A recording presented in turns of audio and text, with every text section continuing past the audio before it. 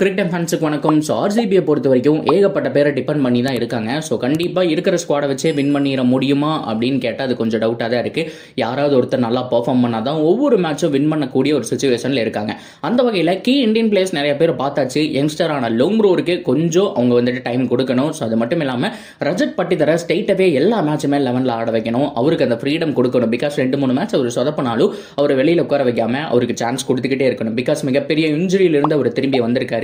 And அவருடைய domestic career இப்போ நல்லா இருக்கு. அவரால் மேக்ஸிமம் ரன்னெல்லாம் வந்துட்டு ஓவரா புஷ் பண்ணி ஓட முடியாதுங்க. ஸோ லெக் வந்துட்டு ஓவரா ஸ்ட்ரெயின் பண்ணக்கூடாதுங்கிற மாதிரி சொல்லியிருக்காங்க. ஸோ அடிச்சா 6-4 தான் அப்படிங்கிற மாதிரியான மைண்ட் செட்டில் தான் இருக்காரு. ஆர்சிபிக்காக 100% நான் ஸ்வாரா ஆடுவேன். இப்போ ஃபிட்டாக இருக்கேன் அண்ட் 3 மாதம் இருக்கு இன்னும் ஐபிஎலுக்கு. அதுக்குள்ளே இன்னும் ஃபிட் ஆயிடுவேன் அப்படிங்கிற நம்பிக்கை இருக்கு. ஸோ பவர்ஃபுல்லாக ஒரு நாள் ரன்னிங் ஓட முடியாட்டியும் கூட அந்த ஒரு ஹிட்டிங் அபிலிட்டிஸ் அப்படிங்கிறது வந்துட்டு அவர்கிட்ட குறையவே இல்லை. ஸோ இவங்க எல்லாத்தையும் டிபெண்ட் பண்ணி தான் இருக்குங்கிற மாதிரி நம்ம பேசியிருந்தோம். இதை தாண்டி ரொம்ப முக்கியமாக நிறைய பேர் கேட்டிருந்த ஒரு விஷயம். ஸோ இந்த 2 பேர் மைந்தர்கள் அப்படின்னு தான் சொன்னோம். ஆர்சிபியோட மைந்தர்கள். ஸோ போன வருஷமே வந்துட்டு வில் ஜாக்ஸ் ஆடி இருக்க வேண்டியது. அன்பார்ச்சுனேட்லி அவரால் ப்ளே பண்ண முடியாமல் போச்சு. ரூல்ட் அவுட் ஆயிட்டாரு.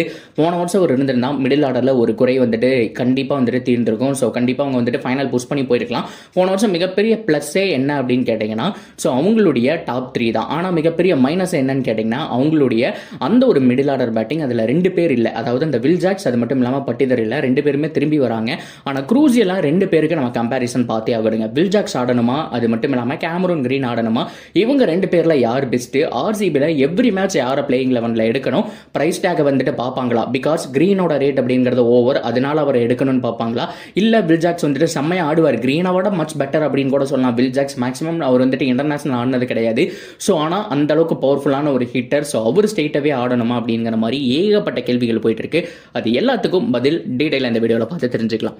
ஃபர்ஸ்ட் ஆஃப் ஆல் ஆர்சிபியை பொறுத்த வரைக்கும் என்ன சொல்லியிருக்காங்க அப்படிங்கிறத நம்ம தெரிஞ்சாதான் ஸோ இவங்களை எங்கே ஆட வைக்க போகிறாங்க, எப்படி யூஸ் பண்ண போகிறாங்க அப்படிங்கிறது தெரியும். நான் இதுக்கு முன்னாடி ஒரு வீடியோவில் சொல்லியிருந்தேன், 2 பேரையுமே முதல்ல வெளியில தான் உட்கார வைக்கணும். பிகாஸ் ஆர்சிபியில் வெறும் 3 ஃபாரினரோட, அதாவது ஃபேப் டு பிளஸி, மேக்ஸ்வெல், அதுக்கப்புறம் வந்துட்டு ஒரு ஃபாஸ்ட் பவுலர் ஃபெர்குசன் வச்சுக்கலாம். இந்த 3 பேரோட போனாங்க அப்படிங்கிற பட்சத்தில் மேட்சோட மொமெண்டம் பொறுத்து நம்ம யார் வேணுமோ அவங்க எடுத்துக்கலாம். 2 பேருமே சூப்பர் பேட்ஸ்மேன்ஸ். அது மட்டும் இல்லாமல் அவங்களுடைய பவுலிங் வந்துட்டு வெரைட்டி வந்துட்டு வேற மாதிரி இருக்கு. ஒருத்தர் ஃபாஸ்ட் பவுலர், அது இன்னொருத்தர் வந்துட்டு ஸ்பின் அப்படிங்கிறதுனால ஸோ யாரை எப்படி யூஸ் பண்ணணுங்கிறத பொறுத்து அப்புறம் உள்ள எடுத்துக்கலாம். இன்னும் புரியுற மாதிரி சொல்லணும் அப்படின்னா ஸோ மேட்ச் ஸ்டார்ட் பண்ணிட்டாங்க. 3 ஃபாரினரோட தான் ஆர்சிபி போயிட்டு இருக்காங்க.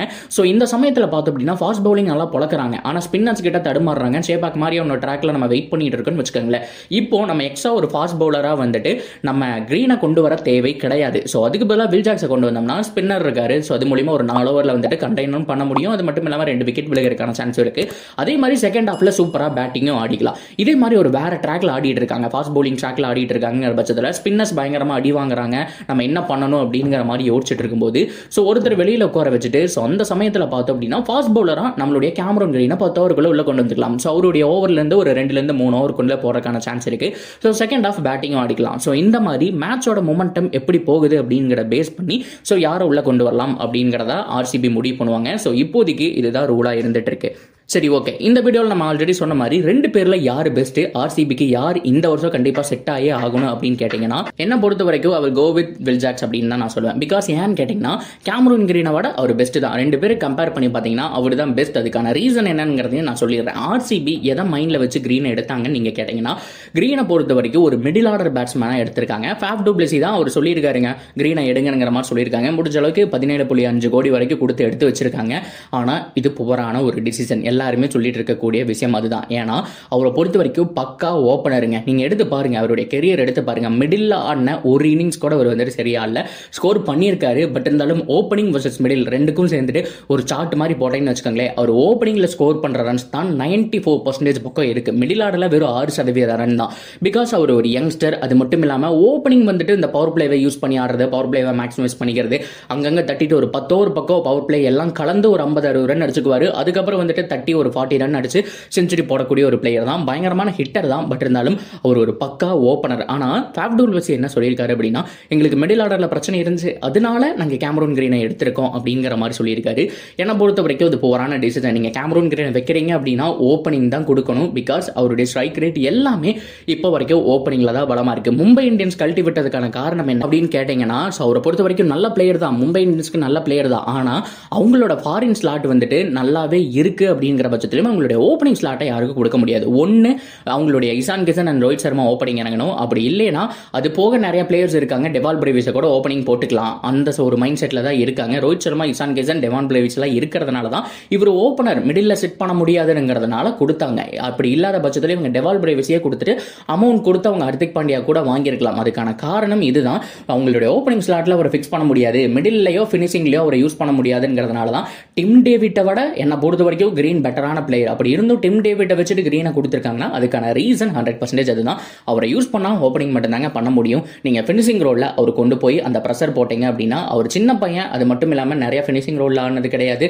அது மட்டும் இல்லாமல் பார்த்தோம் அப்படின்னா கேமை கடைசி வரைக்கும் எடுத்துகிட்டு போகிற பிளேயரும் கிடையாதுங்கிறதுனால ஸோ ஆர்சிபியை பொறுத்த வரைக்கும் வில் ஜாக்ஸை நீங்கள் மிடில் ட்ரை பண்ணுங்க, அதுதான் பெஸ்ட் டிசிஷனுங்கிற மாதிரி தான் எல்லாரும் சொல்லிட்டு இருக்காங்க. வில் ஜாக்ஸை பொறுத்த வரைக்கும் எல்லா இடத்துலையுமே கச்சா முச்சான் ஆடி வச்சிருக்காரு.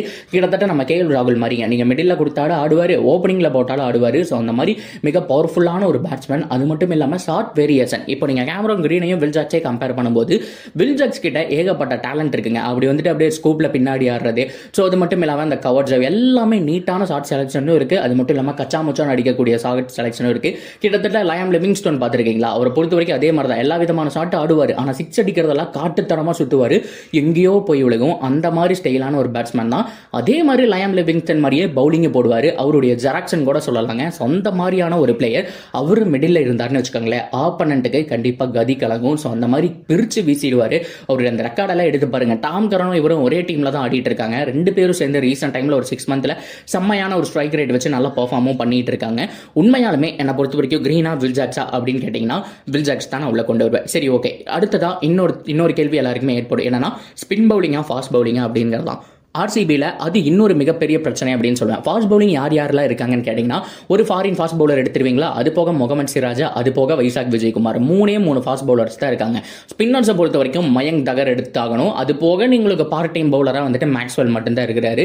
ஸோ கரண் சர்மா நீங்கள் ஸ்குவாடில் எடுக்கிறீங்களா, யாராவது ஒருத்தர் நீங்கள் சாக்ரிஃபைஸ் பண்ணி ஆகணும். இந்த மாதிரி ஏகப்பட்ட மாற்றங்கள் இருக்கு. அப்படி பார்க்கும்போது வில் ஜாக்ஸுக்கு பதிலாக கிரீன் இருந்தால் ஒரு 4 ஓவர் போடலாமே ப்ரோ அப்படின்னு கேட்டிங்கன்னா அவருடைய பவுலிங் எக்கானமியும் அவ்வளோ நல்லா இல்லைங்க. கிட்டத்தட்ட நம்மளுடைய சிவம் தூபே மாதிரி. சிவம் தூபே ஒரு ஆல்ரவுண்டர்ங்கிறதே நிறைய பேர் மறந்துட்டாங்க. பிகாஸ் அவருடைய பவுலிங் ரொம்ப மோசமாயிடுச்சு லாஸ்ட் ஒரு 4-5 இயர்ஸா.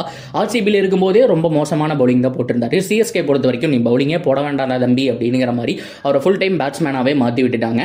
ஸோ அதே மாதிரி தான் நான் என்ன பொறுத்த வரைக்கும் கேமரன் கிரீனை சொல்வேன். கிட்டத்தட்ட 9 பக்கம் வந்துட்டு எக்கானமி வச்சிருக்காருங்க. நிறைய தடவை பார்த்தோம் அப்படின்னா மேட்சுக்கு ஒரு 9 ரன் பர் ஓவர்லாம் கொடுத்துருக்காரு. ஸோ கண்டிப்பாக வந்துட்டு மிடில் ஓகே, நீங்கள் டெத் ஓவர் அது மட்டும் இல்லாமல் 10 ஓவருக்கு மேலேயே இவருக்கெல்லாம் கொடுக்க முடியாது, அடிச்சு போட்டுருவாங்க. ஸோ அந்த மாதிரியான ஒரு பவுலர் தான். என்னை பொறுத்த வரைக்கும் பவுலிங்கும் பார்த்தோம் அப்படின்னா ஃபுல்லாக போடுவாரான்னு தெரியல. பிகாஸ் அவருக்கு கிட்னி ட்ரீட்மெண்ட் அப்படிங்கிறது இருந்துட்டு இருக்கு.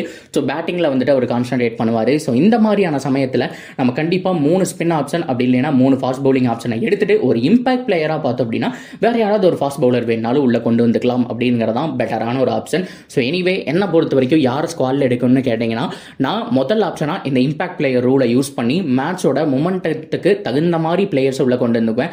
சப்போஸ் வில் ஜாக்ஸோட நீட் இருக்கு, ஒரு ஸ்பின் பவுலர் வேணும், செகண்ட் ஹாஃப்ல பேட்டிங் ஆடணும் அப்படின்னா வில் ஜாக்ஸை கொண்டு வந்துக்கலாம். இல்லை ஒரு ஃபாஸ்ட் பவுலர் வேணும், செகண்ட் ஹாஃப்ல பேட்டிங் ஆடணும் அப்படின்னு சொன்னால் கிரீனை கொண்டு வந்துக்கலாம். ஆனால் அந்த ஃபாஸ்ட் பவுலிங் ஆப்ஷன் அப்படிங்கிறதுல தான் பிரச்சனையே. வில் ஜாக்ஸை பொறுத்த வரைக்கும் கண்டிப்பாக ஸ்பின் பவுலிங் போடுவார்.